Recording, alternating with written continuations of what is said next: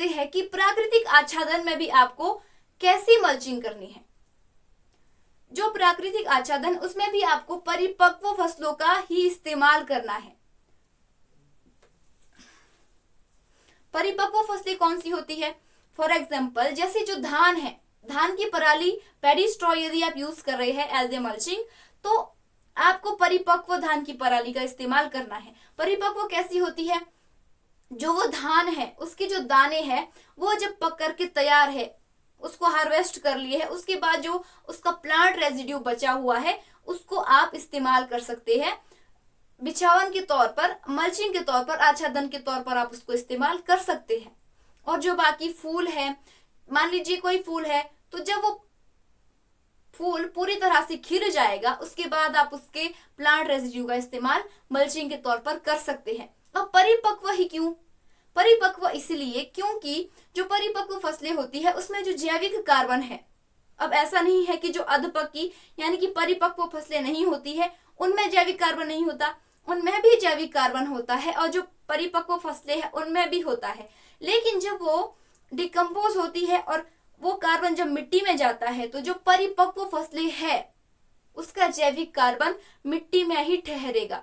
लेकिन जो परिपक्व फसलें नहीं है उनका जो जैविक कार्बन है वो बाहर उड़ जाता है एनवायरनमेंट में, वहां पर ठहरता नहीं है। तो फिर फायदा क्या? तो इसलिए परिपक्व फसलों का ही आपको इस्तेमाल करना है ताकि वो जैविक कार्बन वहां पर ठहरे और उसका पूरी तरह से इस्तेमाल हो सके, उसका पूरी तरह से यूज हो सके। अब बात करते हैं कि जो वनस्पति है, प्राकृतिक वनस्पति है, उनमें से आपको किन किन वनस्पतियों का आपको इस्तेमाल नहीं करना है।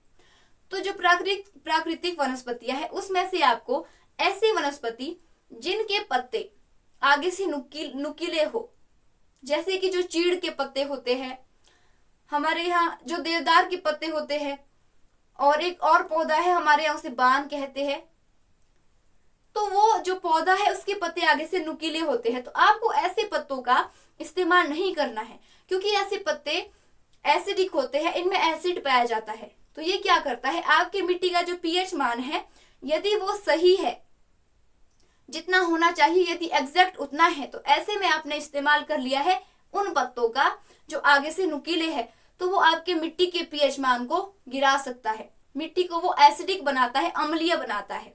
यदि मिट्टी एसिडिक हो गई तो वो अच्छे से प्रोडक्शन नहीं दे पाती है, अपनी अच्छी क्षमता वो नहीं दे पाती है, उसमें पौधा आपका अच्छे से ग्रो नहीं करेगा। जिन वनस्पति की, जिन पौधों की पत्तियां आगे से नुकीली होती है उसका यूज आपको नहीं करना है। हाँ, यदि ऐसा है कि मिट्टी आपकी क्षारकीय है, ज्यादा एल्किलाइन हो गई है, उसको सही स्तर पर, मिट्टी के पीएच मान को सही स्तर पर लाने के लिए आप इस्तेमाल कर सकते हैं ऐसे पत्तियों का। अब यहाँ पर बागवानों का एक और प्रश्न रहता है कि मल्चिंग कितनी मोटी करनी चाहिए। तो जो मल्चिंग है वो आपको 4 इंच से कम नहीं और 6 इंच से ज्यादा नहीं। 6 इंच से ज्यादा इसलिए नहीं क्योंकि यदि आप उससे मोटी मल्चिंग कर देते हैं तो मिट्टी के अंदर जो हवा का प्रवाह है, ऑक्सीजन का प्रवाह है, जो कि होना बहुत ज्यादा जरूरी है उन माइक्रोब्स के लिए भी, मिट्टी के लिए भी, वो रुक जाता है। इसलिए आपको 6 इंच से ज्यादा मोटी मल्चिंग नहीं करनी है। और आपको मल्चिंग करनी कब है, मल्चिंग करने का सही समय क्या है? मल्चिंग करने का सही समय है अप्रैल, मार्च और अप्रैल, इन महीनों में आप मल्चिंग कर सकते हो। और सर्दियों में क्या आपको आजकल मल्चिंग करनी चाहिए? आजकल आप यदि आप चाहें तो कर भी सकते हैं, लेकिन आजकल आपको जो मिट्टी है उसे आपको खुला छोड़ देना चाहिए।